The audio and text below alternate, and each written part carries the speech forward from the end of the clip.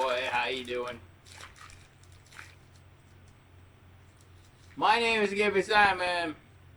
And if I got me some Panda, that means the Dodgers won. Yay, Dodgers! I haven't had Panda played forever. What's this?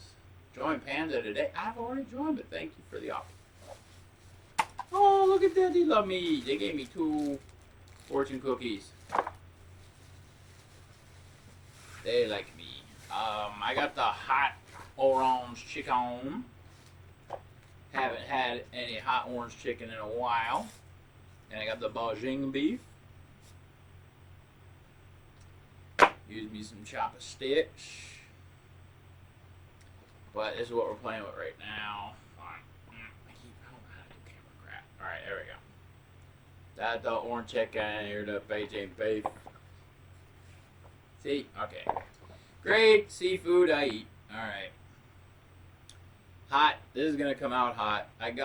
Why do I do this to myself? I'm actually having regrets right now. I'm fucking having regrets. Oh, let me use that. Yeah, I got it better. But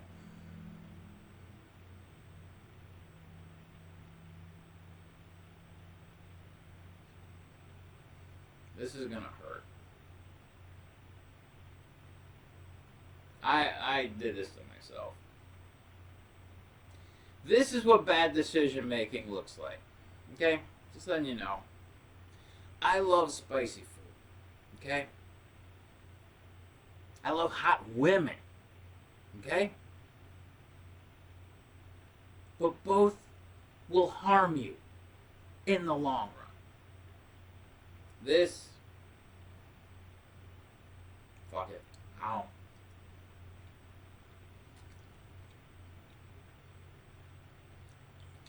It tastes so good. Mmm. It's so similar to General Tso's chicken.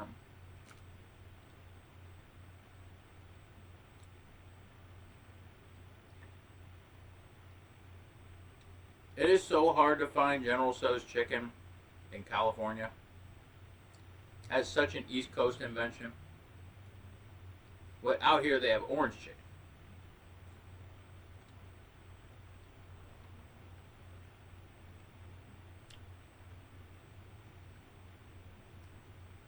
The difference is between General Tso's and orange chicken.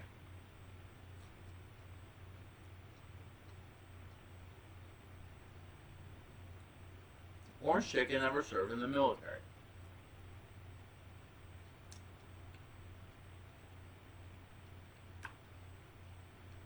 Chili pepper. This kind of pepper right here.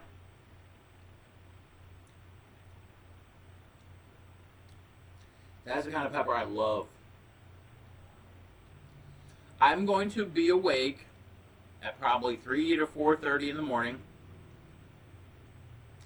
in excruciating pain.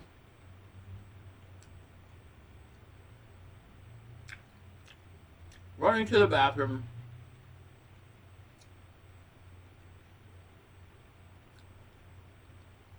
Honestly, I am not looking forward to it. I am predicting my own demise.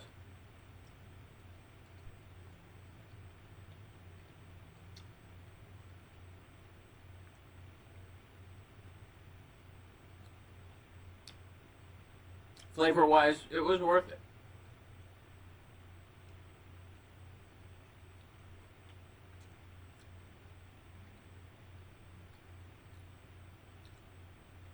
Anytime I'm going through a bad period, I always think about something I did when I was in the military.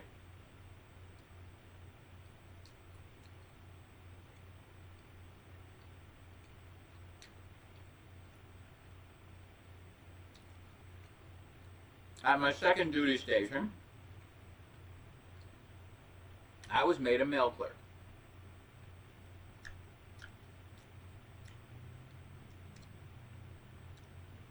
I didn't want to be a mail clerk.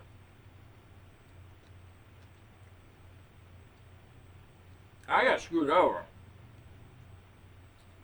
Well, oh, I had a hot pepper in it. Oh boy. Oh, that's go. Oh boy, that is gonna wreck my insides. I can already feel it.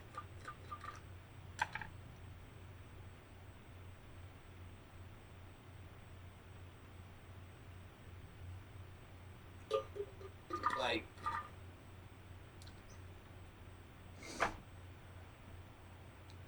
I wasn't supposed to go to Camp Red Cloud, which was in Pyeongtaek, South Korea. Although I have been to North Korea in uniform as a United States Army soldier.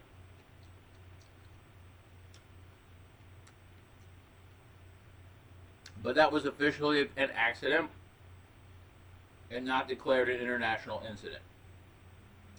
We can talk about that some other time.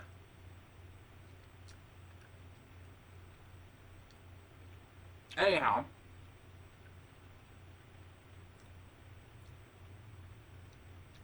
I absolutely hated Fort Sill, Oklahoma.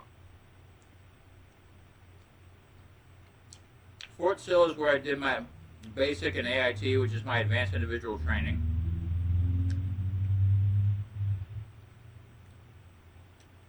There's where I've started to find out just how beneficial the Army was for me.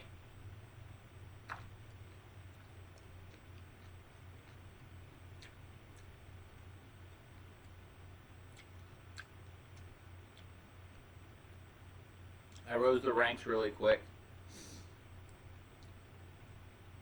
I had my E4 within a year.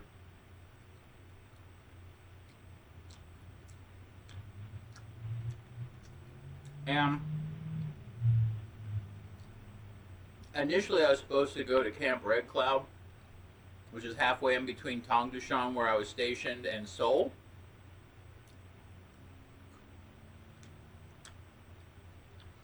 I had orders signed by a major saying that I was to be transferred to Camp Red Cloud because I had rejected an offer to come back stateside and become a teacher for the same learning facility that I had left the year earlier, because I had excelled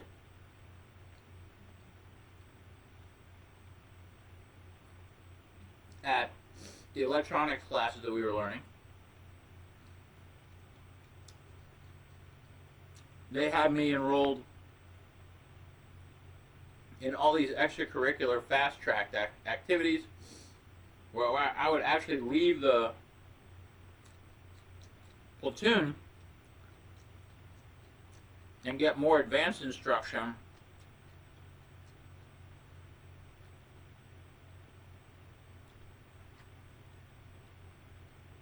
it was kind of weird how school, which I look at as a 12-step program, it's a prison with a grade point average,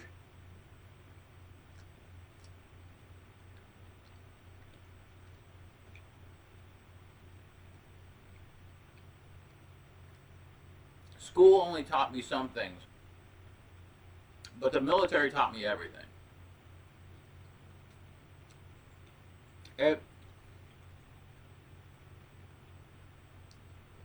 showed me all my physical and mental limitations, and I just became a better person now.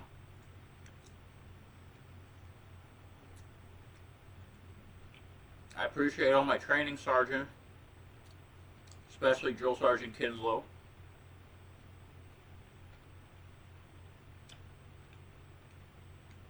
That dude helped me become a man.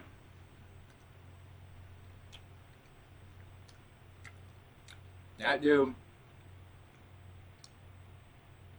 he pushed us to the limits and back. I appreciate that. I need to be pushed.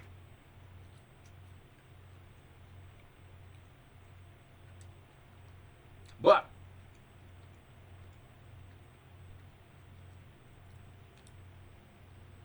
what I'm getting at is something. Oh yeah, pain. Pain.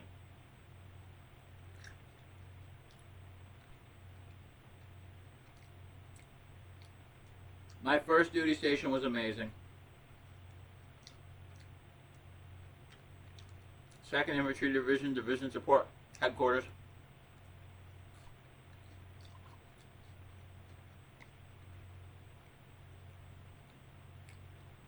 Won a bunch of medals there for being awesome.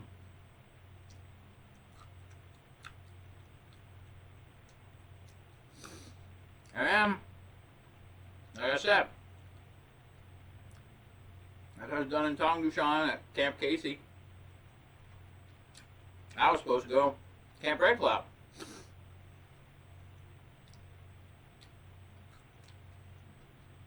Didn't happen. Some piece of shit staff sergeant down in transition in Yongsan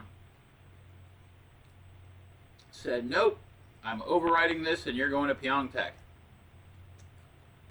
Worst part is they didn't even need me there. They were a tactical satellite company. I work with Singar's radios. Two completely separate types of communication.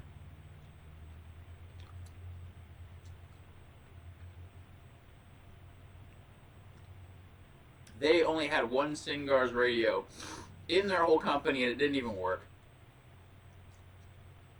So they made me a mail clerk. My daily routine became so boring. That's when I started smoking weed. I actually started getting high with the guy who gave the piss tests. He fudged it for me if I ever needed it. But my daily routine sucked. Became so stale. I was so used to doing and being all I could have been. Now it seems like I was a has-been. Did all I was supposed to. Sucked. So I started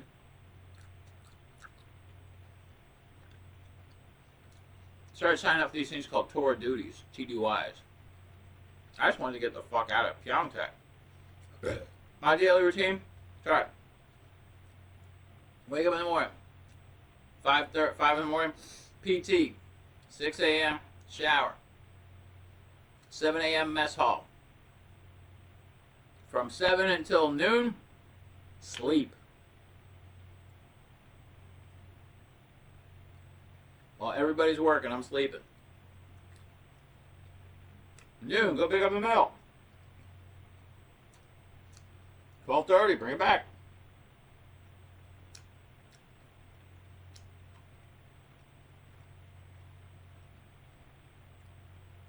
I distribute all the mail to the mailboxes. Mind you, I have nothing but respect for people who work at the post office.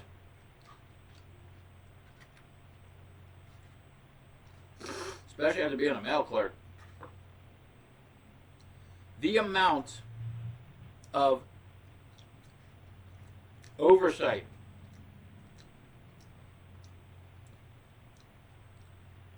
the amount of inspections that I used to get just for having a mail clerk office. It was insane. But luckily I kept all my records up to date.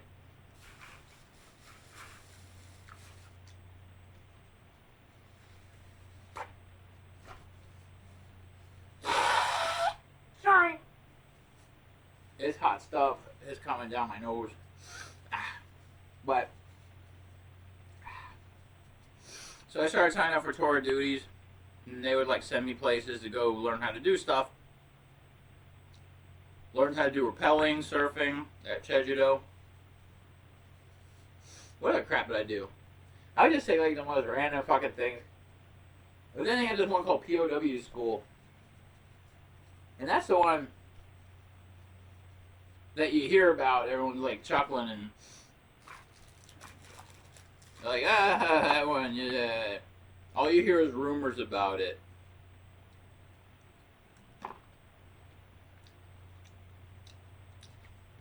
And I heard some guy got his head chopped off in it.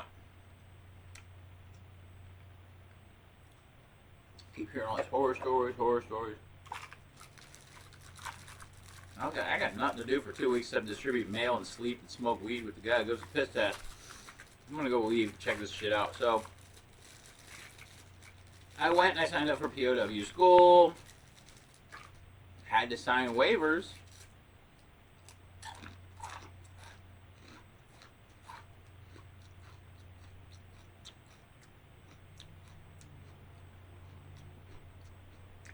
Had to sign waivers because they were going to beat the shit out of me. Because POW school is prisoner of war school, where they treat you like a prisoner of war. And no need for safety nets when you're already flying. Thanks a lot, Panda Express. Your tidbits of good fortune keep me alive. That and their food.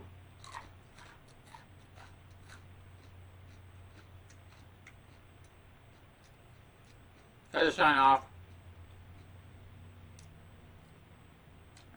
They said they were going to break bones, do all this stuff. Yeah. Starve us, electrocution. I was bored.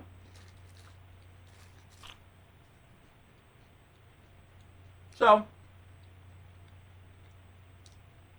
finally day comes. I'm with this squad of guys. And we're all kind of just laughing about it, making up jokes. Forgot to mention something important.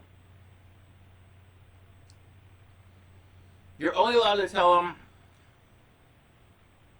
your name, your rank, your social security number, and what branch of military you work for.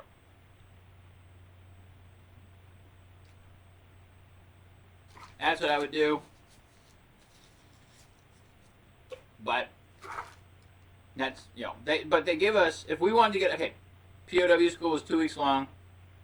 Very, bad things can happen. We have to sign off on all these things. They give you a little Chinese fortune. Yeah, I remember. It was like a little Chinese fortune. Okay? And it had 4 words on it. If you said the 4 words, you could get out of POW school and go back to regular everything. But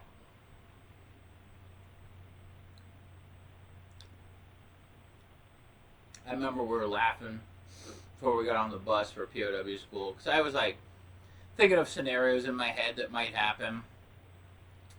And I'm only like 21 years old. I'm a kid. So I was just like, wouldn't it be funny if they stormed the bus and put masks on us and took us as hostages? And yeah, that's what happened. We're driving on the bus. All of a sudden, we see these insurgents. They surround our bus. They stop it. They're yelling at us, and they're pointing their guns at us. They put masks on our head.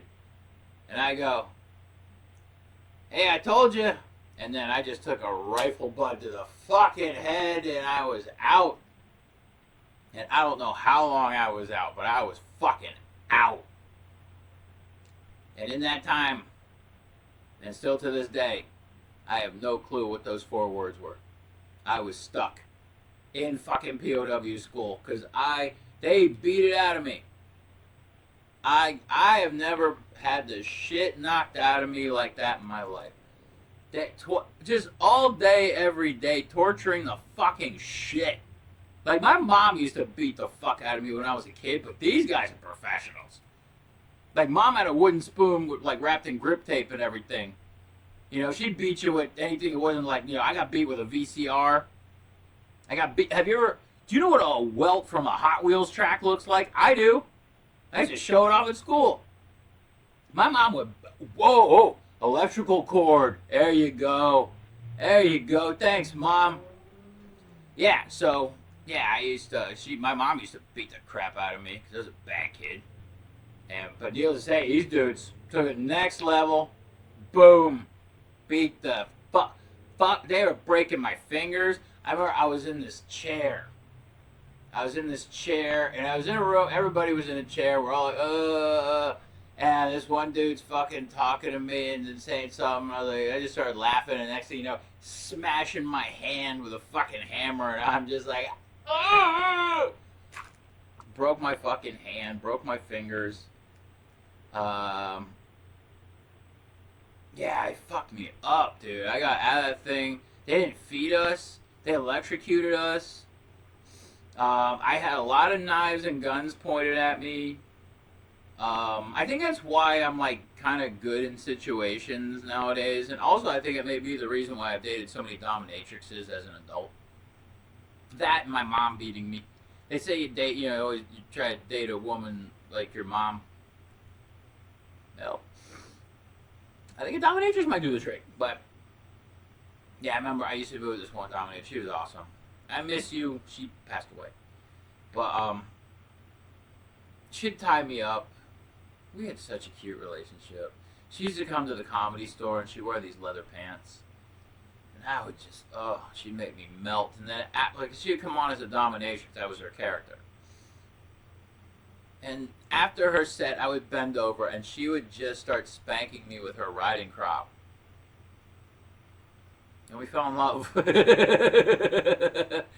We kept our relationship a secret. We had to, because we had to be professionals, because she was the open micer and I was a paid regular at the comedy store.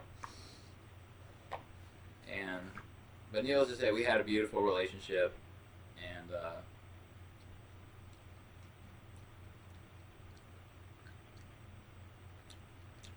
I remember she had one of those, like, she was a physical trainer, so her body was dynamite, right? She had that flippity thing, the thing that, like, it's upside down, it straightens out your spine, or whatever. She would tie me up on that thing with my back, you know, facing outwards, and she would whip the shit out of me.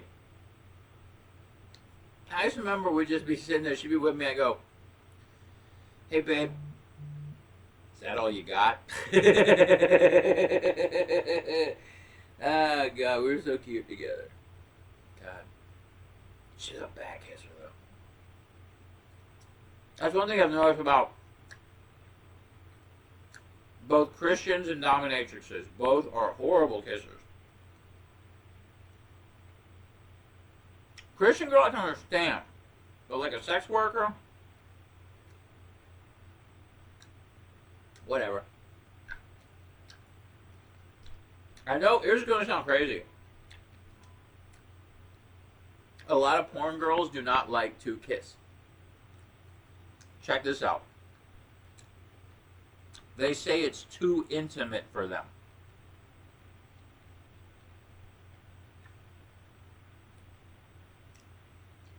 Meanwhile, you take so much your butt looks like a damn fire hydrant. That's not intimate.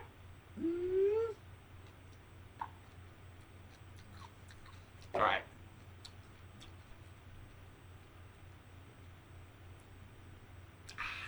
Delicious.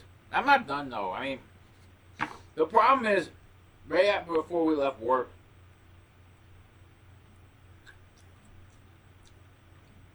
me and the dude I work with,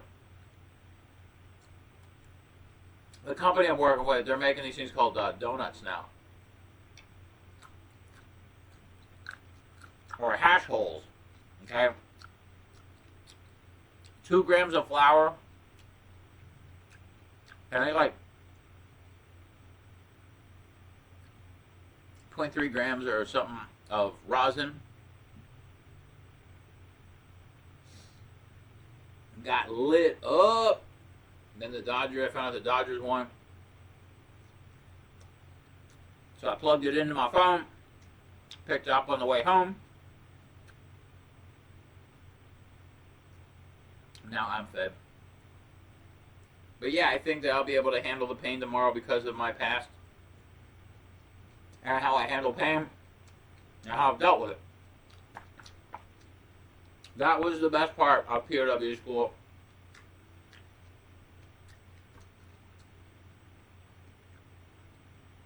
Towards the end of it, we were all being electrocuted together. It sucked. I hate getting electrocuted. Oh my god, there's no headache in the world worse than fucking electrocution. Outside of drowning, because I've drowned a number of times when I was working with Navy SEALs.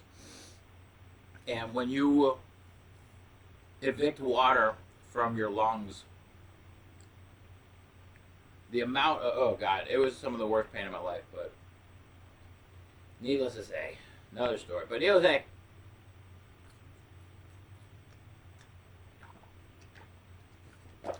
won't get electrocuted.